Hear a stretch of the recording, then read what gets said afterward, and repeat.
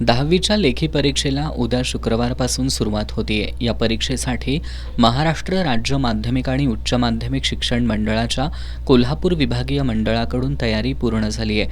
कोल्हापूर विभागाअंतर्गत कोल्हापूर, सांगली आणि सातारा हे 3 जिल्हे येतात।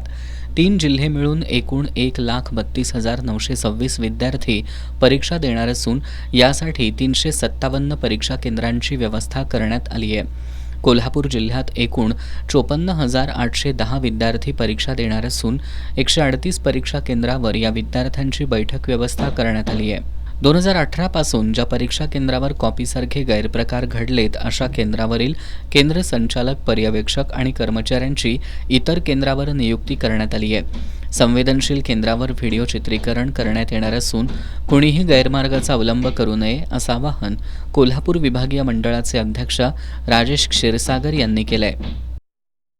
2018 पासून मागच्या वर्षीपर्यंत 5 परीक्षांचा जर विचार केला तर याच्यामध्ये गैरप्रकार झालेली जी केंद्र आहेत अशा केंद्रांवरती आम्ही सर्व स्टाफ म्हणजे केंद्र संचालक, सुपरवायझर, लिपिक, शिपाई सगळे बदलणार आहोत।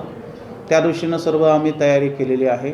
याशिवाय जी संवेदनशील केंद्र आहेत त्या संवेदनशील केंद्रांचं शूटिंग, केंद्राबाहेर जे कोणी त्रास देणारे उपद्रवी व्यक्ती आहेत असे त्या ठिकाणी कोणी येऊ नये त्यासाठी आम्ही व्हिडिओ शूटिंग करण्यासाठी जिल्हा शिक्षणाधिकारी यांना आदेश दिलेले आहेत।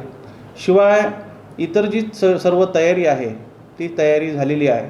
एकूण विद्यार्थ्यांचा जर आपण विचार केला तर 10वीचे सातारा जिल्ह्यातून 38,000, सांगली जिल्ह्यातून 39,000, कोल्हापूर जिल्ह्यातून 54,000 असे 1,32,926 विद्यार्थी इयत्ता 10वीची परीक्षा देणार आहेत।